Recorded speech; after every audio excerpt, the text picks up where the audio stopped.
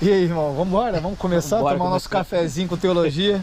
Olha, gente, o café já acabou. A gente vai fingir que tá tomando café. É porque o nosso bate-papo em off rendeu pelo menos uma hora aqui pra gente começar. É muita coisa que a gente vê por aí, né? E eu fico feliz da gente falar, principalmente que o centro, o nosso modelo é Cristo. E tudo que a gente fala não é para desmerecer ninguém, é para engrandecer Cristo. Na verdade é para diminuir todos, inclusive nós, para que o nome dele seja exaltado. Para nos esvaziarmos totalmente. O que a gente estava falando aqui agora sobre a questão do... Ontem a gente estava discutindo num grupo de zap que eu tenho sobre a questão da graça adversária da lei, né? Adversária do legalismo, do grupo judaizante. Estou remontando a ideia daquele movimento que Paulo, graças, né? Chega a se arrepiar quando ele fala. A gente percebe a angústia de Paulo falando sobre os judaizantes, porque há uma preocupação muito grande de que falar da graça signifique dar a entender que a graça aceita e assimila pecado. Não, graça não aceita e não assimila pecado, graça não compactua com o pecado e não há a sombra de possibilidade da graça admitir o pecado. Ora, uma vez sido livres do pecado, tornaram-se servos da justiça.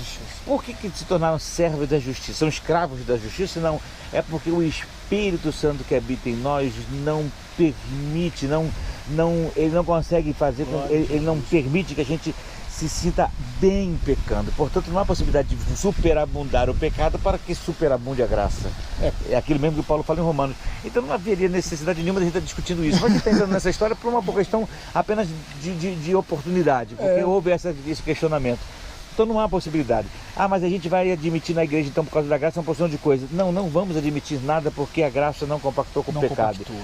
Quando Paulo fala sobre isso, ele mostra claramente de que não há como aceitar ninguém pecando dentro da igreja e achar que o cara tem que ficar ali dentro. Não é isso.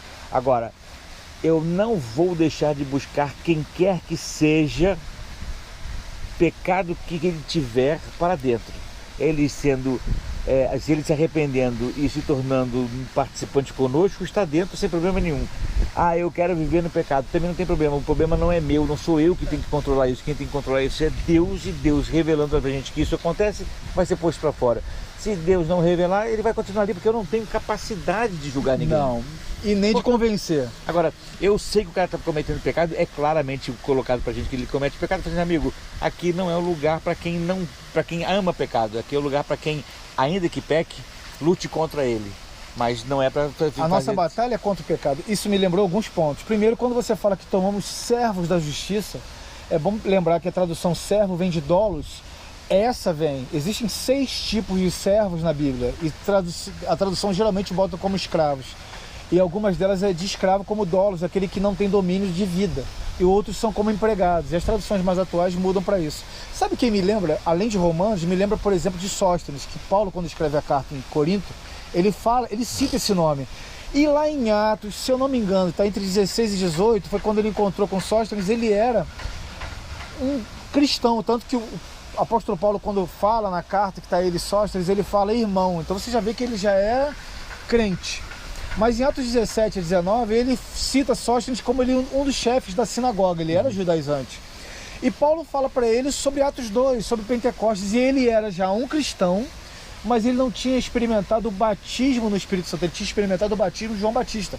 Ele declara isso em Atos. Ou seja, o que a gente vê muito dentro das igrejas são irmãos, como Sóstenes, mas ele ainda entende o batismo de João Batista, mas ainda não vivenciou o batismo do Espírito, que teve em Atos 2. Esse é o entendimento que eu tenho, e a gente não deve olhar com condenação esses irmãos, olhar em amor, que o apóstolo Paulo fez. O apóstolo Paulo literalmente orou com ele e ele começou a falar em línguas. E aí abriria uma vertente para uma outra conversa, mas é outra história. Ou seja, programa. Ele foi batizado em Espírito. Então você vê que tem muitos cristãos, como Sóstenes estava, que são cristãos, eles entendem Jesus Cristo como o único e suficiente Salvador. Tem um arrependimento e batismo de João Batista, mas ainda não teve essa experiência para entender que a graça do nosso Senhor é que nos liberta. para começar, quem convence o homem do pecado, da justiça, não é uma condenação, é o Espírito Santo. Não é você, não é sua teoria, não é sua doutrina, nem sua ideologia. Muito menos terrorismo. É ameaça. Olha, se essas condições que estão deteriorando, meu irmão, a gente está vivendo o tempo da graça. Não estou invalidando o Antigo Testamento de maneira nenhuma. E o apóstolo Paulo em Romanos fala o quê? Que quando a gente tenta superabundar o pecado para que se superabunde a graça, de maneira nenhuma a gente deve fazer isso. Principalmente porque a gente está anulando o escândalo da cruz. Entendeu? De novo crucificando a Cristo. Está crucificando Cristo de novo, meu irmão. Então você não tente explorar a graça de Deus superabundando o pecado. Entenda que nós somos limitados. Entenda que dependemos da graça. Entenda que somos pecadores depravados por essência. Mas a graça nos inclina ao Espírito Santo. E com isso a gente consegue ter uma certa aversão àquilo que desagrada a Deus. Nós não buscamos não pecar por uma questão de tara reprimida. Nós buscamos não pecar porque a graça nos sustenta. Queremos agradar o coração de Deus. Né? Exatamente. Quando a gente se aproxima da cruz... Esse o objetivo da nosso objetivo de vida, é agradar a Deus, tornarmos-nos à imagem e semelhança de Cristo. Então, dentro desta nosso sentido de vida, é inimaginável o convívio com o pecado, porque o pecado nos afastaria desse nosso próprio fim, esse nosso próprio propósito. A nossa existência de homens que buscam ser iguais a Deus não comporta o pecado, seja ele perdoado ou não. Lógico que eu sei que se cometermos, como diz João, se pecarmos, sabemos que temos advogado. Sim, e ele é fiel. Mas eu não faço isso por amor ao pecado, eu faço isso porque sou fraco. O mal que quero fazer, eu faço. O bem que eu quero fazer, eu não faço. Miserável homem que sou. Mas não se faz isso com galhardia nem com prazer. Se alguém diz que comete pecado com prazer para superabundar nele a graça, é completamente fora daquilo que o próprio Paulo e João... Invalida todo o Evangelho, toda a Escritura. E uma coisa importante, gente, é que a gente não deve olhar o pecador, ou aquele que você julga ser pecador, com ar de condenação. Olha que pecado absurdo, irmão. Amado, o pecado dele só é diferente do seu. O seu pecado só é diferente do meu. Nós devemos buscar ser, na prática, pequenos cristos, ou seja, olhar agraciando o próximo. Porque aí sim se cumpre o Evangelho em sua vida. Porque aí sim o nosso propósito é cumprido. Essa é a minha visão. Quando a gente está numa etapa de tenho ido ministrar em presídios e tal, e eu tenho experimentado isso. Primeiro, quando eu olho para eles, que antigamente muitos têm um ar de condenação muito grande, eu olho assim, gente, primeiro, o amor que Deus tem por eles que estão lá, que cometeram crimes incríveis, inimagináveis, que Deus tem por ele é igualzinho ao meu, não muda uma vírgula. Que é incrível, né? O amor dele, Deus fala claramente, olha só, eu amo esses pequeninos assim como eu te amo. O pecado dele é diferente do meu. Ele sofreu condenação, ele está pagando sim, mas olha, eu vejo nos presídios, por exemplo, muita gente mais livre do que muitos supostamente livres, em liberdade física, né? E aí a gente experimenta porque Deus é um Deus imanente, mas ele transcende, ele rompe barreiras. O que acontece em alguns lugares que a gente se julga limitado, o Espírito Santo leva, porque Deus é imanente, é transcendente, e ele ultrapassa os limites que a gente possa imaginar. Você concorda com essa ideia? Eu acho isso tão impressionante, porque isso se traduz também na visão contrária. Paulo se diz o prisioneiro do Senhor. Essa prisão que são as algemas de ouro. Ou seja, ele era livre e ao mesmo tempo preso. Preso porque Deus quis que ele estivesse preso. Portanto, ele se considera prisioneiro não de Roma. Ele é prisioneiro do Senhor.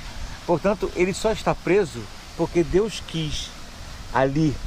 Só está preso ali fisicamente porque Deus quis. Mas ele está completamente livre, como o livre estava mesmo, para falar com todas as igrejas por onde ele passou, mandar carta e falar tudo. Paulo nunca falou tanto do Evangelho quanto o tempo que ficou preso As prisionais em Roma. dele tinham uma consistência estúpida. Que uma vez eu escutei o Caio Fábio falar um troço maravilhoso, né? O Paulo nunca pagou hospedagem, porque ele chegava na cidade, pregava o evangelho, era apedrejado, preso e dormia na cadeia. Portanto, não tinha a menor necessidade de gastar dinheiro com hospedagem, não tinha despesa para apresentar. E o zelo dele, por exemplo, com isso, é que a última carta, se não uma das últimas, mas eu considero a última carta, que está em 2 Timóteo, ele pede ao discípulo dele amado, que é o Timóteo, assim, por favor, me mande os pergaminhos, me mande livros. Eu tenho algo a acrescentar do evangelho para vocês. Capa, a capa que ele esqueceu em Troade, se eu não me engano. Mas me manda os livros, por favor. Por favor, o evangelho com conteúdo, por favor. Então, essa transcendência que você falou é exatamente isso. O evangelho é liberdade. A gente não precisa estar preso a nada. Nós estamos diante da graça e a liberdade que nós temos é para vivermos livres, sem peias e ao mesmo tempo vivenciando a orientação do Espírito Santo no nosso comportamento. Quanto maior for a minha comunhão com Deus, maior é a minha percepção daquilo que agrada a Deus ou não. Agora, querer sair da comunhão e da intimidade para substituí-la por um legalismo moderno que estabelece uma porção de rituais, uma porção de podes e não podes, de usos e costumes, é voltar ao tempo dos judaizantes. Foi isso que Paulo lutou tanto dois extremos, contra. né? Existe o extremo que é dos judaizantes, que é focado na lei, que é uma tara reprimida, que como eu falei de Sóstenes, e existe outro extremo que tudo pode porque nós já somos escolhidos e aí também entraria para outro bate-papo, né? Vamos tomar mais um café daqueles? Tomar um café, porque a gente já volta ali. Valeu. Já a gente volta. Um abraço, gente. Um abraço.